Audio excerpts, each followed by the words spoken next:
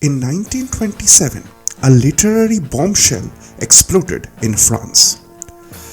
The Nobel Prize winning André Gide published his diary Voyage au Congo about his travels through the French Equatorial Africa colony and then successively to Middle Congo, now the Republic of the Congo, Ubangi Shari, now the Central African Republic, briefly to Chad and then to Cameroon before returning to France.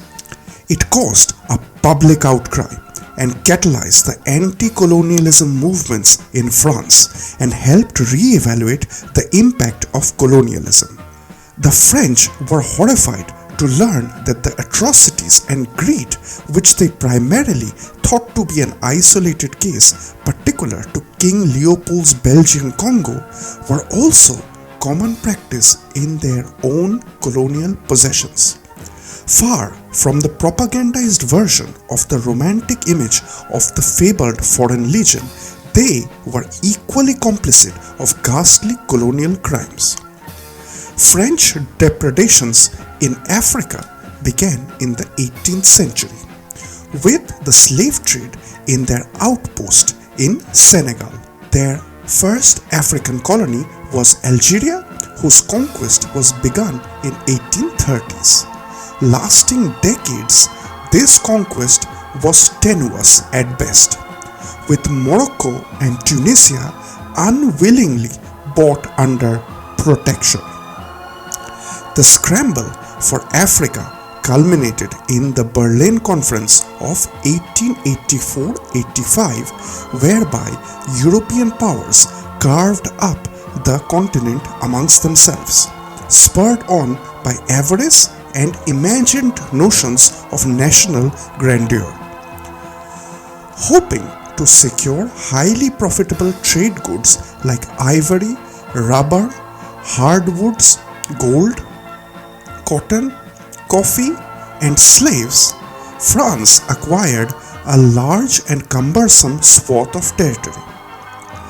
In between the coastal territories of Gabon and the desert interior of Chad lay the territory which, upon attaining its autonomy in 1958, became the Central African Empire or Republic, the future site of our parasitic state.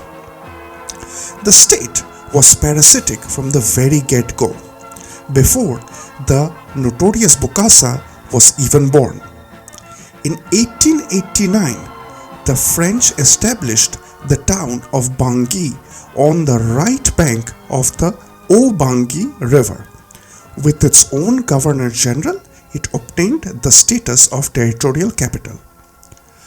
The region was divided into exploitation zones with minimal infrastructural development except the bare minimum required to cart the loot away to the coast for shipping to lucrative European markets. The local populace, numbering 1 million, were instead transformed into the principal means of transportation, kept in check by militias, their women and children locked up until the men completed their quotas. Any insubordination was punished with mutilation and death. The advent of the First World War caused massive disruption and collapse of the wild rubber boom, which provided a temporary reprieve for the local population. However, with the distractions over, the colonialists came to recoup their lost profits, with the 1920s being especially brutal. It was in this decade of exceptional savagery that Jean-Bedel Bokassa was born in Bubangi on 22nd of February 1921. His father freed several hostages being held to guarantee work quotas, which was viewed as an act of rebellion. He was beaten to death outside the prefecture's office. His wife was so shattered by the atrocity that she committed suicide 1 week later. This is how the future parasitic state was created, and one of its most notorious sons had just been born. Into a world of inhumane savagery, molded by hatred, accompanied by violence. Into heartless colonial administration, a loveless world without any parental protection in the most obscure and neglected corner of the empire.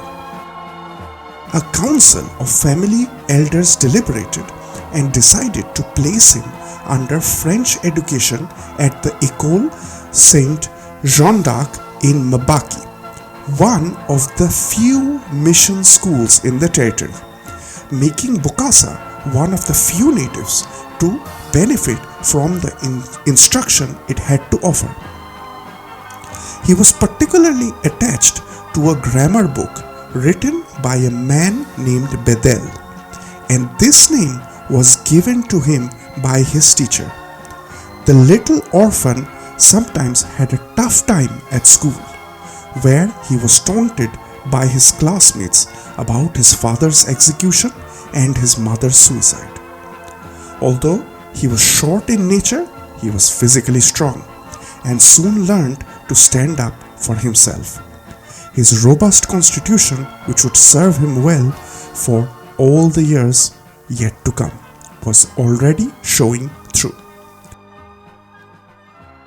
Later, he attended École Saint-Louis, a school run by Father Gruner, a well-known missionary who gave him an excellent command of French and tried to make a priest out of Bokassa. Gruner soon realized how uphill the task was, with Bokassa neither having the inclination towards learning nor the piety for priesthood. With his constant fascination with medals, army uniforms, soldiers, and exploits of great generals, the military seemed like a natural choice. Constantly echoing in his mind was his grandfather's advice. A man who joined the French army learned as much as if he lived 3 lives. Therefore, at 18 years old, Bokassa entered the force as a private. The year was the fateful 1939. The world was soon to be plunged into another world war. Hitler would unleash his war machine on Western Europe, with the vaunted French army, touted as the greatest army on earth, crumbling in a mere 44 days. Bokassa would not remain entirely untouched by this cataclysm. He would be tempered in this cauldron of war, going on to fight in French Indochina. We shall return to his exploits and our parasitic state of the Central African Empire in the upcoming episodes. Stay tuned to the Strategic Indian for more.